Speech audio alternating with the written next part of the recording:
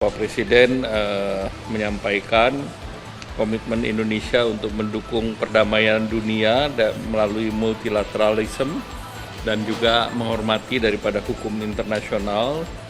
Bapak Presiden juga menegaskan menolak perang dan juga penggunaan standar ganda. Assalamualaikum warahmatullahi wabarakatuh. Salam sejahtera bagi kita semua, teman-teman media cetak elektronik. Saya bersama dengan Wamen Luar Negeri, Pak Tata.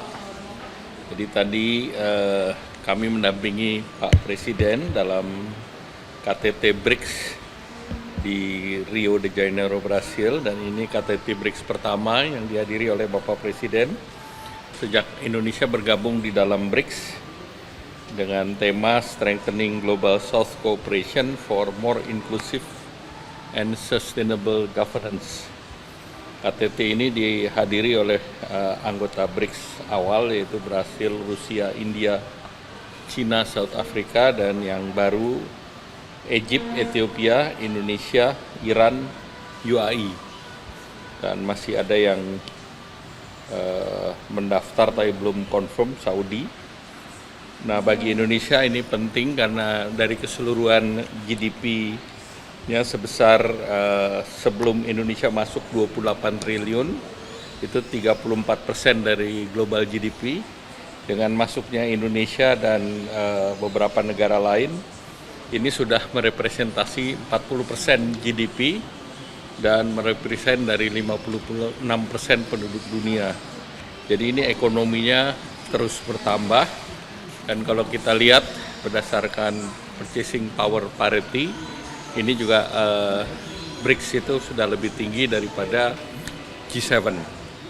Jadi ini yang mendorong bahwa BRICS ini menjadi bagian daripada Global South dan diharapkan bisa menyuarakan Global South di fora internasional. Tadi Bapak Presiden menyampaikan komitmen Indonesia untuk mendukung perdamaian dunia melalui multilateralisme dan juga menghormati daripada hukum internasional.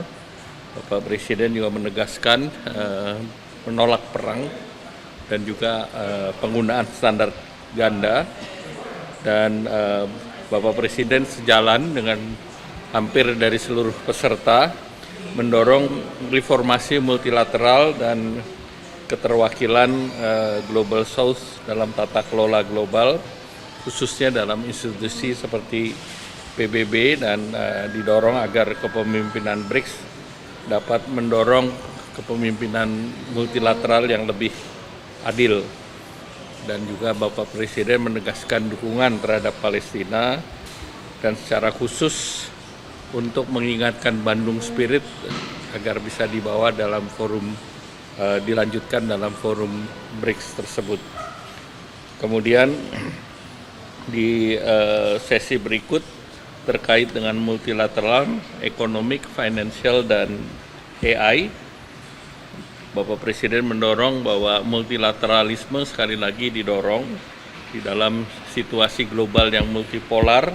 Ini kemitraan ekonomi negara berkembang menjadi sangat penting, dan diharapkan bahwa pemanfaatan dari New Development Bank bisa ditingkatkan.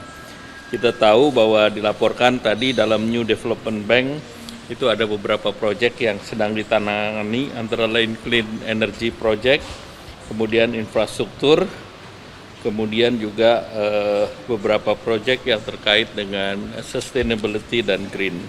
Saat sekarang ditangani 120 proyek dan nilainya sekitar 39 billion. Memang Indonesia sendiri sudah menyatakan masuk dalam NDB dan tentu sedang berproses. Kemudian outcomes daripada pertemuan tadi salah satunya adalah Leader Declaration, dan dalam Leader Declaration itu ada beberapa poin yang terkait dengan penguatan multilateralism dan reform daripada global governance. Yang kedua adalah mempromosikan peace and security, international stability, dan deepening international economy, trade, dan financial cooperation. Nah, poin kedua ini menjadi penting bagi Indonesia. Di tengah ketidakpastian kita punya BRICS yang diharapkan bisa juga untuk menyerap pasar dari produk-produk Indonesia. Kemudian yang ketiga tentu terkait dengan climate change dan promoting sustainable yang fair and inclusive development. Yang keempat adalah partnership for promotion human, social, and cultural development. Nah, itu outcome dari Leaders Declaration. Yang lain mungkin Pak Tata, silakan. Terima kasih Menko. Hanya sedikit menambahkan bahwa tadi yang seperti disampaikan oleh Pak Menko, ini pertama kali Indonesia hadir sebagai anggota penuh dan negara-negara menyambut dengan hangat kehadiran Indonesia. Bahkan sebelum Bapak Presiden bicara mengenai Bandung Spirit, Ketua saat ini Brazil menyampaikan mengenai Dasar-Sila Bandung, bahwa itu dia disampaikan bahwa mengharapkan bahwa BRICS itu bisa mengingatkan kembali spirit Bandung untuk mendorong kemajuan negara-negara berkembang. Tadi pagi dan siang pembahasan umumnya menyampaikan situasi dunia yang saat ini sangat tidak menentu, di mana banyaknya sekali pelanggaran-pelanggaran hukum internasional, di mana sistem multilateral semakin tidak dipatuhi, semakin tidak dianggap. Jadi salah satu isu yang sangat banyak diangkat oleh negara anggota adalah pentingnya untuk BRICS mengambil kepemimpinan untuk Global South agar bisa mendorong mereform sistem multilateral. Dalam hal ini diharapkan BRICS bisa bersatu, menyatukan negara-negara Global South untuk terus mengingatkan bahwa hukum internasional, sistem multilateral yang kuat itu dibutuhkan oleh negara-negara berkembang untuk bisa menciptakan situasi kondusif untuk pembangunan. Karena selama ini negara-negara berkembang bisa maju, bisa tumbuh dengan angka yang cukup tinggi, itu karena adanya perdamaian, adanya kepatuhan terhadap hukum internasional dengan sistem multilateral yang kuat. Tapi dalam beberapa tahun terakhir ini kita melihat semakin melemahnya sistem multilateral dan semakin banyaknya negara-negara yang tidak mematuhi hukum internasional. Oleh karena itu tadi semangatnya adalah bagaimana BRICS bisa berkontribusi untuk mendorong reformasi, untuk mendorong penguatan dari sistem multilateral itu sendiri. Tadi disampaikan juga sama Pak Menko bahwa di dalam sesi kedua yang terkait dengan multilateralisme, terkait dengan finance dan AI, Bapak Presiden sempat mengusulkan adalah South-South Economic Compact.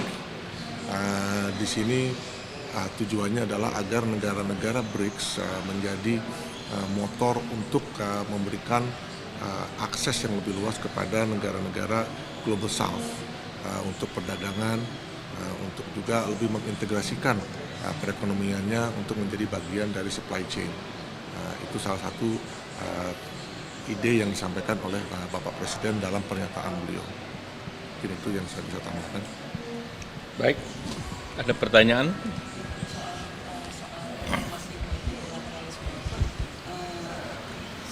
Indonesia memandang seberapa signifikan posisi BRICS dalam melakukan itu ya, karena banyak juga analis yang melihat potensi bahwa di dalam BRICS ini lebih banyak kepentingan Rusia dan China juga yang disuarakan gitu. Kemudian bagaimana itu jika dikaitkan juga dengan spirit Bandung yang disampaikan.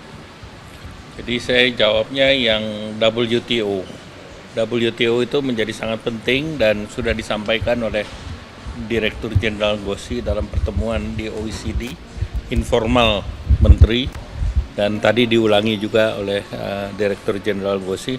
Pada prinsipnya reform dari WTO itu menjadi sangat penting, apalagi dalam beberapa tahun terakhir WTO itu tidak punya dispute settlement body, appellate body-nya relatif setiap kali akan dibentuk itu terveto, maka ini menjadi kepentingan semua negara untuk memperbaiki mekanisme yang ada. Dan oleh karena itu sampai menuju ministerial meeting nanti yang ke-14 diharapkan seluruh dubes negara-negara anggota WTO sudah mempunyai proposal. Jadi jangan sampai pada saat nanti itu menjadi pertemuan yang gagal kembali. Karena kalau WTO-nya itu tidak berhasil, maka kita tidak bisa bicara mengenai multilateralism, karena semua akan berubah menjadi regionalism atau bilateralism atau bahkan yang seperti sekarang unilateralism. Kalau lembaga yang lain silakan Pak. Menambahkan ya, jadi beberapa data, 40% total populasi dunia itu adalah anggota BRICS. Kalau tidak salah sepertiga ya Pak, sepertiga ekonomi dunia itu adalah anggota BRICS. Nah, sekarang BRICS itu berbicara untuk Global South, untuk negara-negara berkembang lainnya. Di sini dinyatakan oleh banyak negara tadi, seperti saya sampaikan, bahwa reformasi renewed multilateralism itu adalah suatu keniscayaan. Karena itu sangat dibutuhkan oleh negara-negara berkembang untuk kita tidak saja survive, tapi untuk kita thrive. Nah, itu juga disampaikan oleh Bapak Presiden. Oleh karena itu, kita harus melakukan reform tidak saja di dalam konteks peace and security, dalam konteks UN, tapi juga dalam konteks tadi disampaikan oleh Bapak Menko di dalam konteks trade, perdagangan, namun juga yang tidak kalah penting di dalam konteks isu-isu keuangan dan financial di bawah Bretton Woods Institution, dalam hari ini adalah IMF dan World Bank. Nah, karena memang selama ini reform khususnya di dalam konteks Bretton Woods Institution itu sangat lambat, oleh karena itu BRICS lah yang mengambil inisiatif untuk membentuk, tadi disampaikan oleh Pak Menko, NDB. Ya, jadi itu adalah salah satu opsi agar negara berkembang sendiri bisa mengadres permasalahan pembangunannya, pembiayaan pembangunannya sendiri.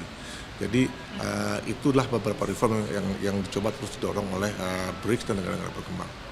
Apakah misalnya berkaca dari sejarah AA dan juga lain-lain kan, nah itu kan tidak bertahan lama gitu ya Pak. Semangatnya masih relevan sampai sekarang, tapi gerakannya tidak bertahan lama. Kalau melihat ini BRICS dan khususnya Indonesia akan mengambil peran seperti apa untuk mengantisipasi pengaruh ini tetap kuat dalam waktu yang panjang? Salah satu proses reform yang dilaksanakan adalah di UN. Tahun kemarin Indonesia sangat aktif dalam pembahasan reform di UN. Kita menjadi salah satu pemain yang bisa menghasilkan yang namanya Pact of the Future di UN. Nah, sekarang kita masuk di BRICS.